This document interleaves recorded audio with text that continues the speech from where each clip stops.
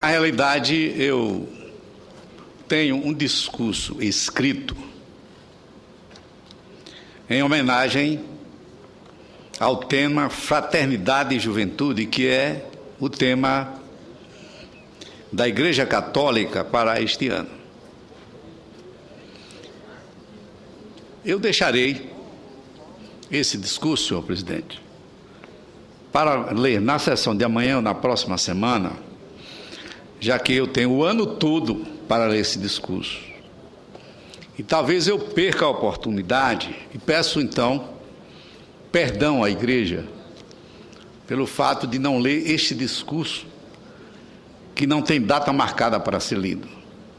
Mas eu não poderia fugir da oportunidade de tratar de um assunto que hoje foi objeto de amplos debates nesta casa, travados entre líderes da oposição, como os senadores Aloísio Nunes e Aécio Neves, e pelo lado do PT, o senador Wellington Dias. Foi uma pena que esse debate não pudesse ser estendido durante toda esta sessão. Eu até cheguei a pedir ao presidente, a sugerir a ele, que permitisse aos senadores que quisessem apartear ao Wellington Dias, que o presidente permitisse.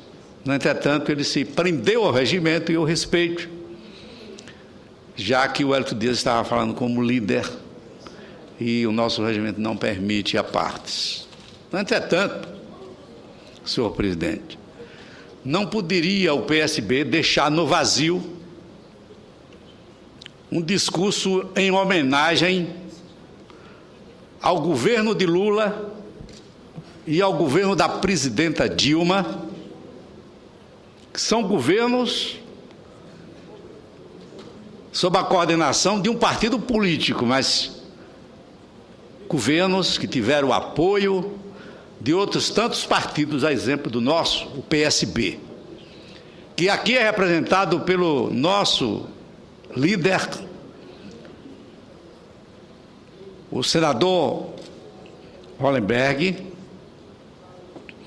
que infelizmente por motivo de saúde não está presente a esta sessão e já pediu licença e certamente passará uns 15 dias fora do Senado. O senador Rodrigo Hollenberg, que merece as nossas homenagens, o nosso respeito, pelo que ele representa nesta casa como presidente da Comissão do Meio Ambiente, Fiscalização, Controle e Consumo, onde realizou um trabalho avançado em defesa do meio ambiente, da fiscalização e controle dos atos do Poder Executivo e também em defesa das propostas da sociedade que giram em torno do consumidor. Acho que o debate deveria se cingir ao futuro do nosso país, mas, no entretanto, nós somos uma casa política. A oposição tem que cumprir o seu papel de criticar aquilo que considera errôneo e apontar soluções para o futuro. E cabe ao governo mostrar o quanto trabalhou em benefício do Brasil e as mudanças que poderão ocorrer até o final da gestão do atual governo da presidenta Dilma. É verdade que todos os governos são exercidos por pessoas que são humanas, que cometem erros e acertos. E em função disso, eu pude presenciar quando estive na oposição enfrentando o governo Fernando Henrique Cardoso por 8 anos seguidos, que o PSDB não é infalível na sua ação governamental. E aqui tenho certeza absoluta que nem o senador Aécio Neves, nem o senador Aloysio Nunes consideram o seu partido isento do cometimento de falhas ou erros que são humanos, são da natureza do ser humano. Eu pude presenciar acertos, como, por exemplo, eu acho que o presidente Fernando Henrique Cardoso era um homem extremamente cordial, um democrata na melhor linha daquilo que nós consideramos como defensor das liberdades democráticas, dos direitos do cidadão. Isso eu posso reconhecer, e além do mais, extremamente honesto. Qualidades que coincidem com as do presidente Lula e da presidente Dilma. São homens públicos do partido do governo que zelaram e zelam pela hombridade, pela seriedade e altivez na aplicação dos recursos públicos. O presidente Lula e a presidenta Dilma. Mas, voltando àquela época, falando daquele assunto que por último foi ventilado pelo senador Aloysio Nunes, o setor de saúde, eu me recordo que naquela época, lá pelos idos de 95, mais de 2.500 casas de saúde estavam vivendo um vexame, um verdadeiro caos, em todo o Brasil na época de Fernando Henrique Cardoso. O seu ministro da Saúde, que era um homem altamente acreditado, de bom conceito em todo o Brasil e aqui no Congresso Nacional, veio aqui para propor uma saída, uma fonte de recursos para melhorar a saúde do Brasil. E apontou como solução a chamada CPMF. Os senadores do governo não tiveram a iniciativa de apoiarem aquela pretensão do ministro da Saúde. Eu era da oposição. Mesmo sob o risco de perder uma eleição de senador, de perder a popularidade, de não ser bem aceito pelos empresários, principalmente os grandes empresários, eu tomei a iniciativa de apresentar uma PEC que ficou conhecida como CPMF, e essa contribuição ficou conhecida como a Emenda Jatene. Por quê? Porque quem tinha prestígio aqui no Congresso não era eu, era o ministro da Saúde. Eu era apenas um iniciante ainda no Congresso Nacional, o ministro Jatene. Fez campanha na Câmara dos Deputados, fez campanha aqui no Senado e terminou apoiando a CPMF, que ao final do governo do presidente Lula foi derrubada pelo próprio partido que havia se beneficiado, o PSDB, juntamente com o DEM, no governo do presidente Fernando Henrique Cardoso. Como as situações mudam, dependendo da conjuntura, do momento de quem governa. Fernando Henrique Cardoso governou e fez o que quis da CPMF, inclusive direcionando para outras atividades além da saúde. O Lula queria apenas direcioná-la única e exclusivamente para a saúde pública do Brasil, política de prevenção e política de atendimento nos hospitais, nos postos de saúde, compra de equipamentos e medicamentos. No entretanto, senhor presidente, depois de longos anos dessa CPMF vigorando no país, o partido que mais se beneficiou da CPMF, o governo do PSDB, que mais se beneficiou dessa contribuição, foi quem mais lutou pela sua derrubada, e não havia nenhum desvio, de vez que o presidente Lula direcionou única e exclusivamente para a saúde, o que não aconteceu no governo anterior.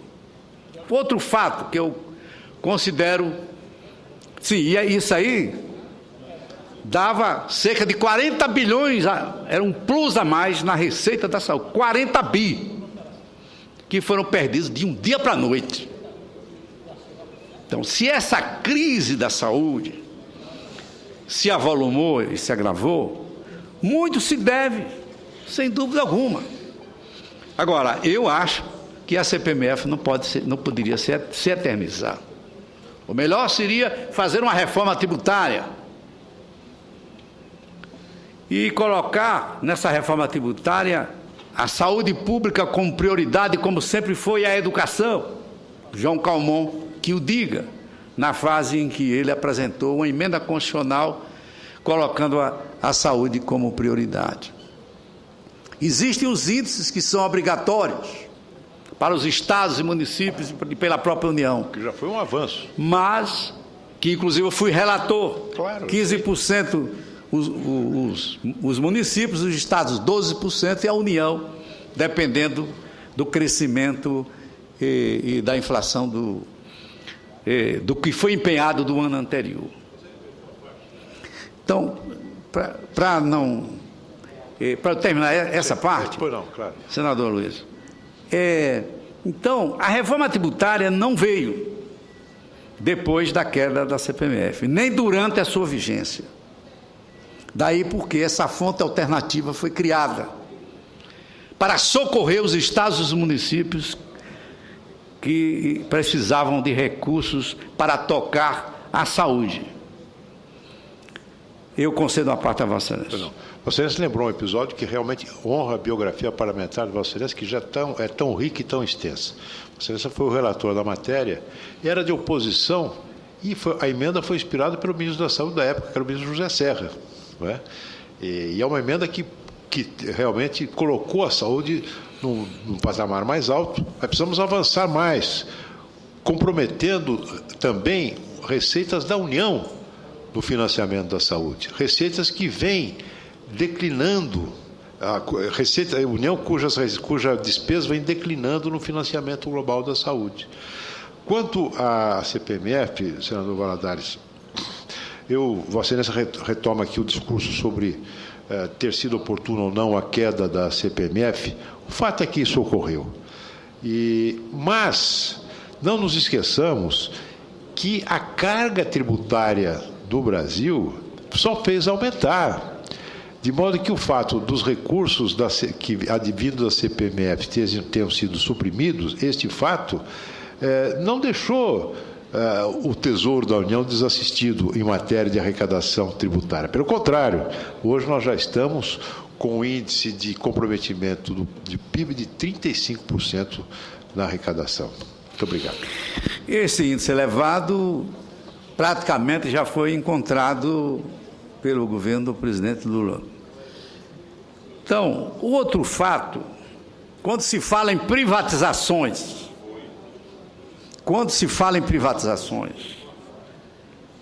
aí a gente se lembra das privatizações predatórias que foram feitas no governo de Fernando Henrique Cardoso. A exemplo, basta que nos lembremos de uma só, que foi a venda da Vale do Rio Doce. A empresa que comprou, que adquiriu por um preço de banana da ordem de 3 bilhões de dólares, ainda obteve financiamento do BNDES para comprar. E hoje esta empresa vale mais de 100 bilhões de dólares. A Vale do Rio Doce, que produz minério de ferro no nosso país. Então, as privatizações estão criticadas hoje neste debate. Se houve alguma ação predatória, isso ocorreu não agora, ocorreu no passado. Eu falei, Vossa Excelência estava conversando com o senador, nosso colega, eu falei da Vale do Rio Doce. Ela foi vendida, senador, por 3 bilhões de dólares. E o dinheiro foi tomado emprestado do BNDES, na época. Quanto valeu no mesmo ano a Vale do Rio Doce? 100 bilhões de dólares. Agora, eu quero que aponte alguma privatização que foi feita no governo da presidenta Dilma ou no governo do presidente Lula, que tenha causado tanto comentário como causou na época a venda da Vale do Rio Doce, e também a venda de várias outras empresas, inclusive concessionárias do serviço público, distribuidoras de energia elétrica. Permite. Onde o povo, sob a promessa de que a energia elétrica ia baixar. O que aconteceu foi justamente o contrário. A energia elétrica, o preço foi lá para cima e agora está baixando, porque o governo federal resolveu enfrentar as grandes empresas que não queriam o benefício da redução da energia elétrica para as próprias empresas nacionais e para a população brasileira. Permite é preciso, se é para comparar, vamos comparar. Vamos. E vamos melhorar. Vamos comparar e melhorar. Mas vamos comparar. Importante. Senador Vargas, me permite mais uma vez. Com muito prazer. O governo do PT, durante 10 anos, está completando 10 anos, teve a faca e o queijo na mão para apurar qualquer tipo de irregularidade que pudesse ter havido nas privatizações do governo Fernando Henrique. A faca e o queijo na mão. Tudo. O que apurou? Nada. Por quê? Porque não houve irregularidade. Não houve. Se nós tivéssemos se nós não tivéssemos feito as mudanças que foram feitas, imagine o que seria a telefonia no Brasil hoje. Imagine o senhor o que seria a telefonia. Eu não falei na telefonia. Não, mesmo a Vale do Rio Doce, eu falei foi na Vale do Rio Doce. A Vale do Rio Doce foi dada de mão beijada. Não, a Vale do Rio Doce, que era uma empresa encalacrada, a Vale do Rio Doce certo, mas por isso a gente ia vender. É uma grande empresa assim, desse multinacional forte que explora minérios e que recolhe tributos para o Brasil num grau sendo muito mais produtiva do que era no passado. Senador Valadares, deixe só eu dar uma pequena colher nessa questão da Vale, que senador Armando, está escapando a análise aí dos companheiros. É que nesse período, desde a privatização, os preços de minério no mundo decuplicaram. Eu ia dizer isso, exatamente. Eu vou repetir, decuplicaram. O que significa dizer que uma tonelada de minério que era vendida a um preço em torno de 15, 18 dólares... atingiu 160 dólares no mercado internacional. Todos os ativos da área de mineração no mundo se valorizaram na mesma proporção, porque foi o fator China que passou a demandar e tal. Senador então, Armando, querer comparar... Mas um governo que tem planejamento estratégico me permita, e sabendo que aquilo é um minério... Me permita, apoia a industrialização no mundo inteiro. Mas que existiam países como a China que estavam crescendo. Mas o minério é brasileiro. Não, mas o minério é da União. Não, mas peraí. O minério é da União. O Brasil vende a China. Me permita, o Brasil vende a China. O Brasil como você sabe. O Brasil tem um excedente fantástico nessa área e não deixaria de exportar para usufruir essa nova situação do mercado internacional. Agora, o que eu quero dizer a Vossa Excelência é que todas as empresas de mineração tiveram uma extraordinária valorização em decorrência dessa circunstância. Então, eu não acho que seja razoável comparar o preço de venda da Vale à época com o preço da Vale hoje. Claro, na época foi vendida a Vale de forma imprevidente, sem planejamento, sem visão de futuro. Não. O Brasil e o mundo não estavam parados, estavam crescendo. E, olha, já tivemos aqui a companhia siderúrgica que foi criada pelo presidente Getúlio Vargas, que ele dizia: no dia que o Brasil, não é, aproveitar este ferro e transformar em aço, o Brasil vai ser outro.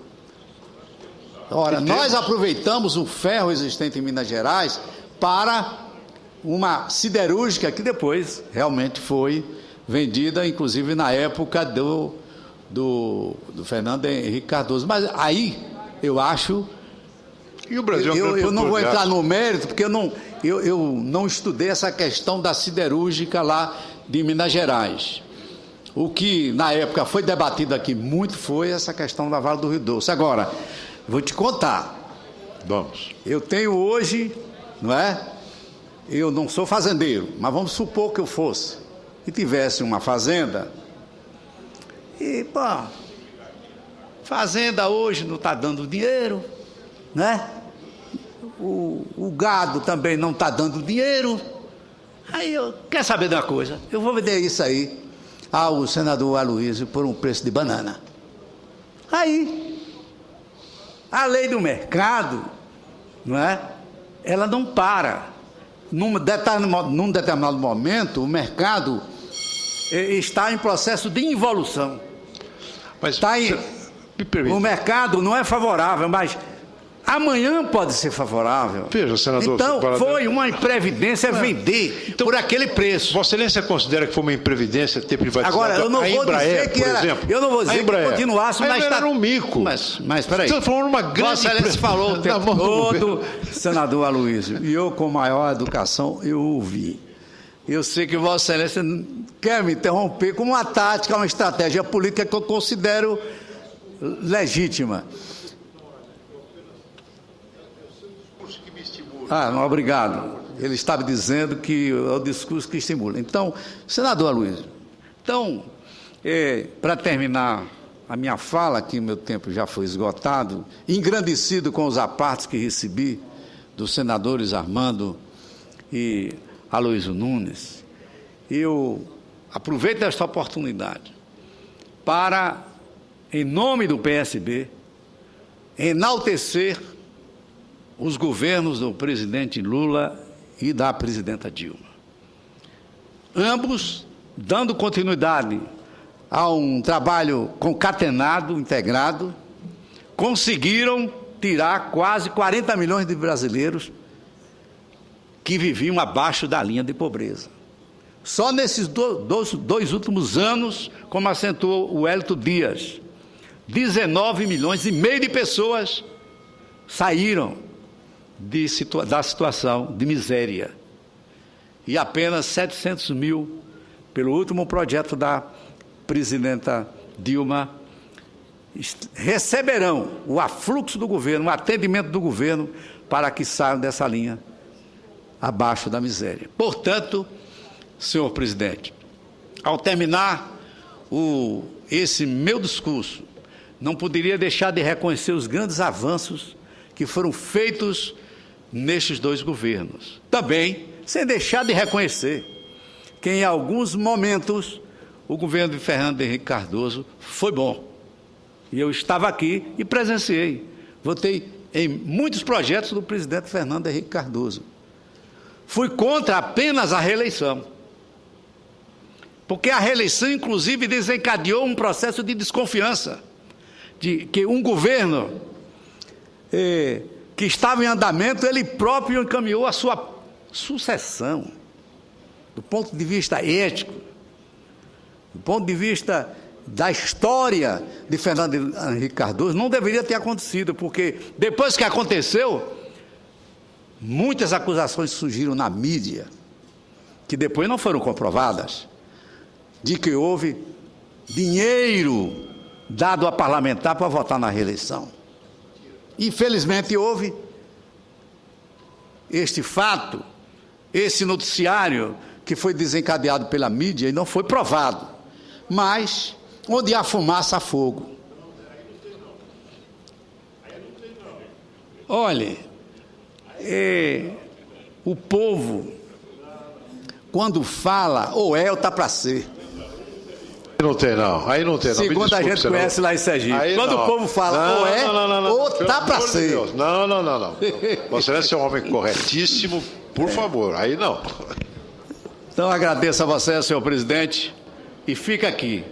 10 anos no governo do presidente Dilma, 10 anos de Dilma e 10 anos de Lula. Dois governos que edificaram a história do Brasil, voltados essencialmente para o social.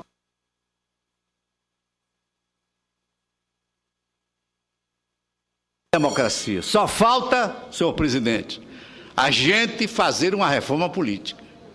Porque se fizermos uma reforma política, nós alcançaremos um patamar lá em cima de melhor qualidade da representação popular. Agradeço a Vossa Excelência.